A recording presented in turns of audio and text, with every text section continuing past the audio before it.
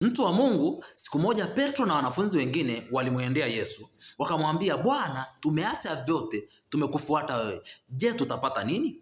Yesu akawajibu akawaambia, yeyote aliyoacha chochote ikiwemo mali na vitu vingine, atapata mara 100 sasa hivi kwenye ulimwengu huu na baadaye uzima wa milele. Kwa hiyo kwa kukubali kumfuata Yesu na kuacha vingine vyote, walikuwa na uhakika wa kupata vya duniani mara 100 na baadaye uzima wa milele. Tunajifunza nini hapo? Kila anayekubali kumfuata Yesu akaacha vingine vyote, ana uhakika wa maisha ya sasa kupata mara 100 na baadaye uzima wa milele. Mtu wa Mungu nisikilize, uhakika wa maisha sio fedha. Uhakika wa maisha sio mali. Uhakika wa maisha sio vitu vya dunia hii. Uhakika wa maisha ni kumpata Yesu Kristo awe Bwana na Mwokozi wa maisha yako. Usione una uhakika wa maisha kwa sababu una fedha benki. Usione una uhakika wa maisha kwa sababu umewekeza sana kwenye dunia hii. Uhakika wa maisha hakikisha unaye Yesu Kristo.